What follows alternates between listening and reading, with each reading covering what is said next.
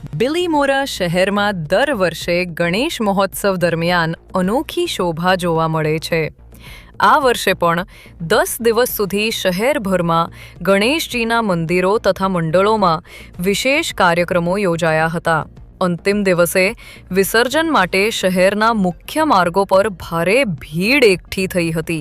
નાના મોટા મંડળો પોતાની ગણેશ પ્રતિમાઓને ભાવપૂર્વક સજાવીને શોભાયાત્રા રૂપે વિસર્જન સ્થળ સુધી લઈ ગયા હતા।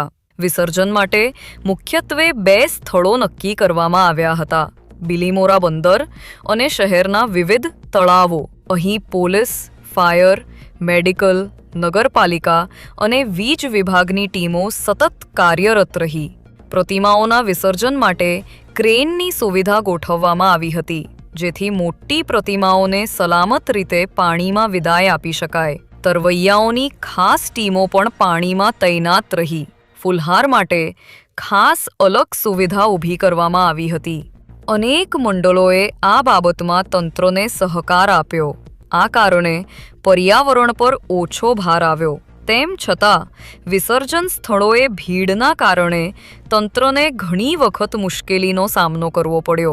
હજારોની ભીડને સંભાળવી સહેલું નહોતું। આ સમગ્ર કાર્યક્રમમાં ગણદેવી મામલતદારશ્રી, ડીવાયએસપી ગોહિલ સાહેબ, બિલીમોરા પોલીસ સ્ટેશનના પીઆઈ સહિતના અધિકારીઓ હાજર રહ્યા। તે સાથે જ ગણદેવી ધારાસભ્ય, બિલીમોરા નગરપાલિકા પ્રમુખ, શહેર ભાજપ પ્રમુખ અને સ્થાનિક અગ્રણી મલકભાઈ કોલિયા સહિત અનેક આગેવાનો તંત્રને માર્ગદર્શન આપતા રહ્યા। આજે સમગ્ર ગુજરાત અને સમગ્ર ભારતની અંદર ગણપતિ બાપાનું ખૂબ સારી રીતે વિસર્જન થઈ રહ્યું છે। વહીવટી તંત્રથી લઈને અનેક આગેવાનો એટલે કે દરેક મંડળના પ્રતિનિધિઓ દ્વારા જે રીતે આયોજન થયું પ્રમાણે અત્યાર સુધી તો ખૂબ સારી વ્યવસ્થા દેખાઈ આવે છે। મને લાગે ત્યાં સુધી મોડી રાત સુધી વિસર્જનની પ્રક્રિયા ચાલુ રહેશે, પણ જે રીતે લોકોનો સહયોગ મળે છે અને વહીવટી તંત્ર, પોલીસથી લઈને બધા લોકોનો જે રીતેની કામગીરી છે એ પ્રમાણે દરેક જગ્યાએ ખૂબ શાંતિથી વિસર્જન થશે। આ વખતે ખૂબ ભવ્ય રીતે ઉત્સવ ઉજવાયો છે। આપણે પ્રાર્થના કરીએ કે વિસર્જન પણ સારી રીતે એનું સંપન્ન થાય એવી ચોક્કસ અપેક્ષા રાખીએ છીએ। ધન્યવાદ।